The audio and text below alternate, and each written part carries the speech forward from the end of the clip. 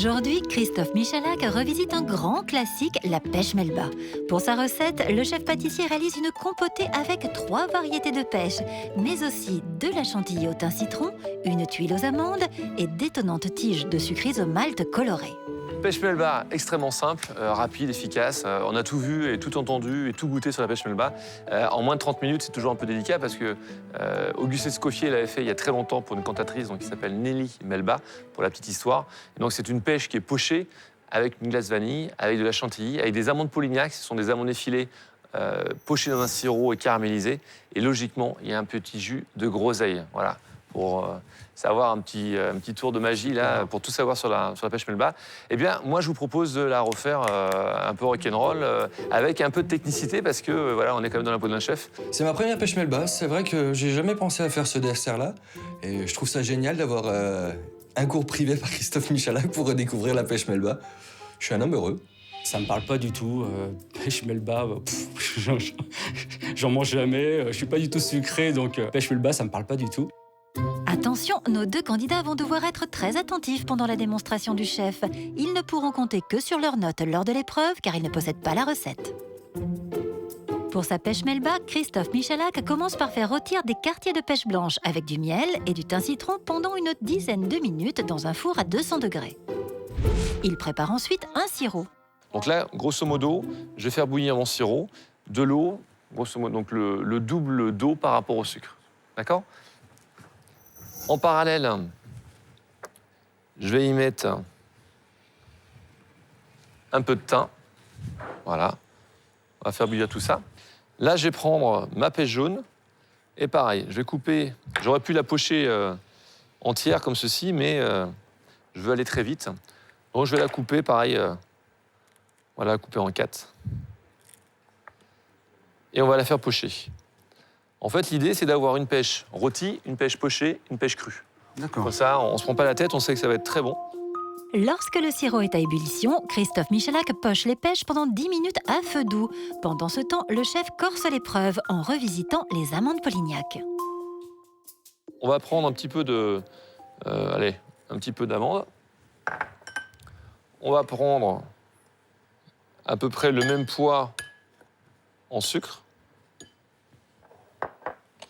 On va y ajouter une belle pincée de sel. Voilà. Et on va y ajouter un blanc d'œuf.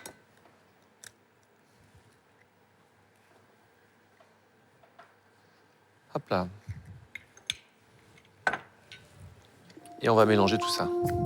Avec ce mélange, le chef prépare une tuile express. Il étale grossièrement l'appareil sur une plaque de cuisson et l'enfourne à 200 degrés pendant 20 minutes. Hop là, hop, je lève les mains, c'est tranquille. Tout va bien.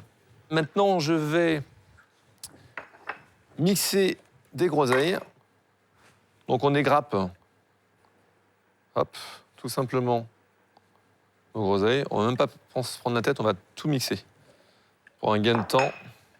On met tout là, ouais. Ouais, je suis un fou, hein, regarde, Okay. hop, et on mixe.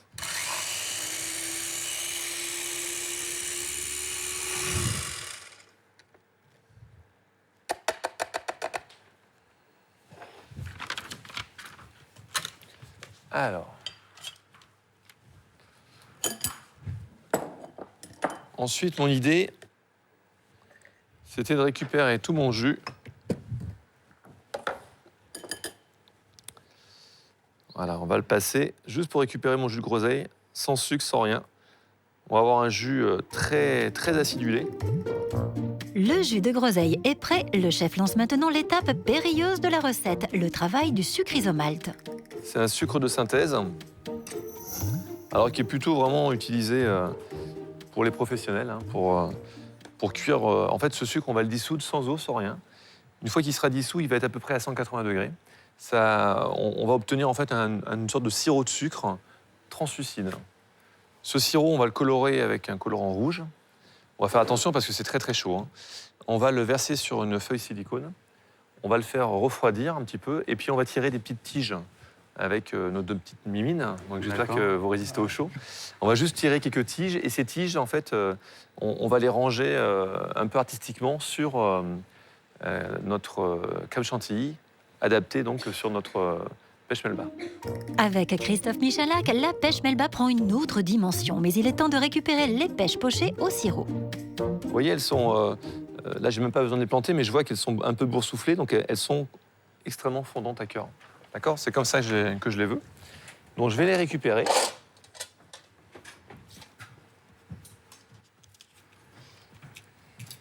Voilà. Et on va les faire refroidir.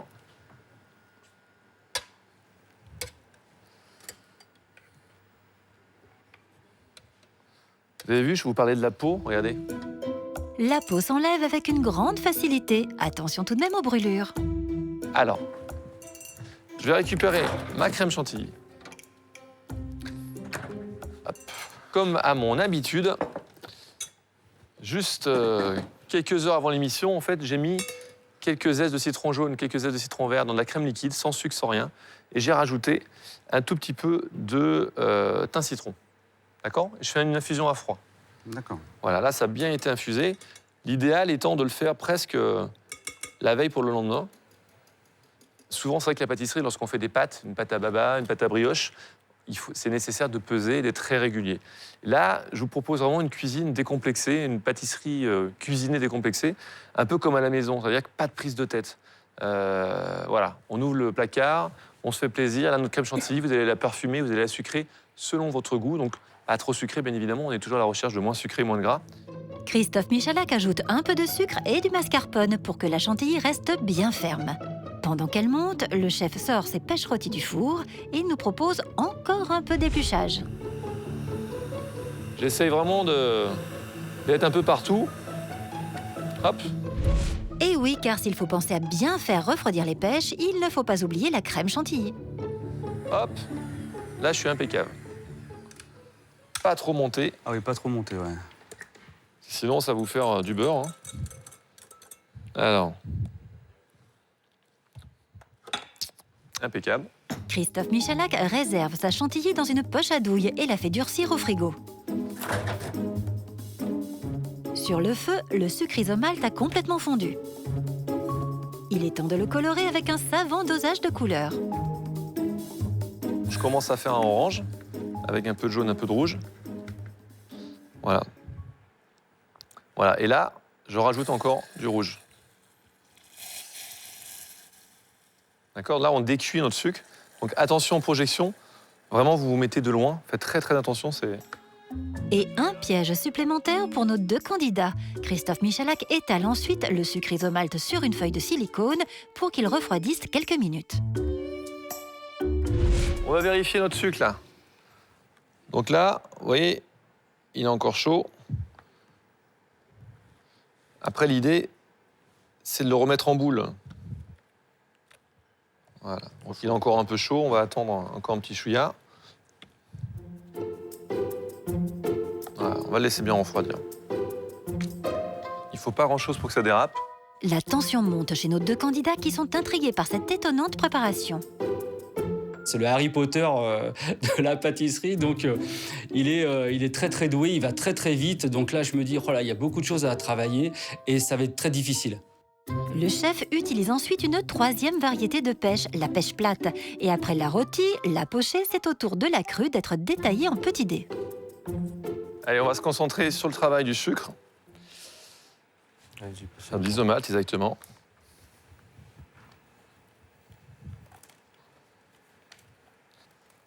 Hop.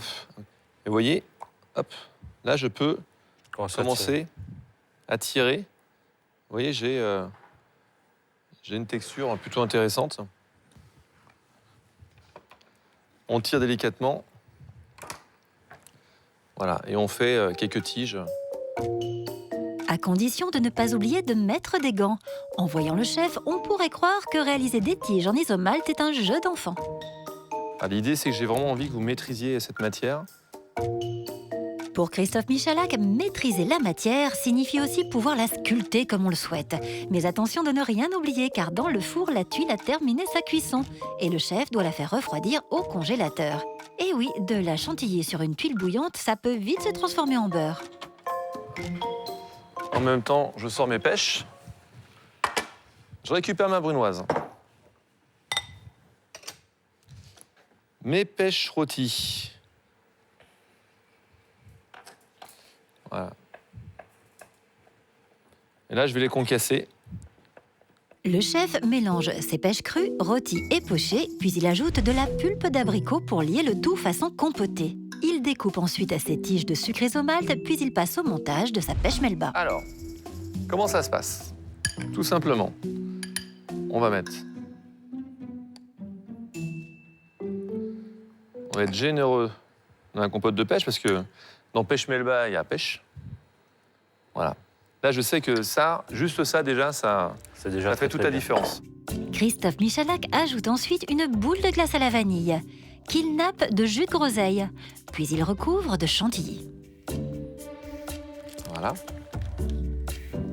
On met un peu de citron vert. Suivent alors des pluches de thym citron, des éclats de tuiles aux amandes et le clou de sa recette. On est pas mal. Alors, 2 versions. La première, je vais prendre mon assiette.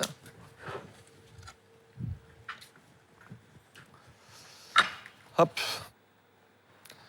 La première, on peut la mettre comme ceci, avec l'anneau comme ça. Je connais l'isomalt, mais je le travaillais pas de cette façon-là. Moi, je faisais de vulgaires chips, et quand je vois Christophe commencer à nous faire des arabesques, c'est de la one again this to fly avec de... Pour moi, je suis impressionné. C'est magnifique. Et la deuxième, avec, justement,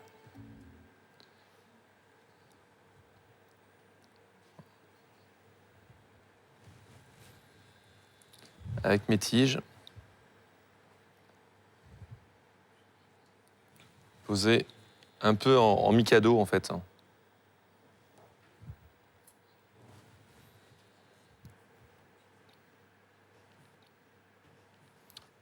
Et voilà. Bravo. Ah, on s'est fait plaisir. Hein. Super recette. Hein. On s'est fait plaisir. Et les garçons, une épreuve de choc pour vous. À vous de jouer maintenant. Il n'y a plus qu'à. On a 1 heure, non, c'est ça? 30 minutes. À vous de jouer. Quand il termine, je me dis, bon, on a beaucoup de travail à faire et ça va être, pour moi, très compliqué. Je sens un peu de stress, beaucoup de pression avec toujours un peu de stress, peser sur mes épaules. Mais maintenant, il faut se lancer, on y va, hein. Let's go.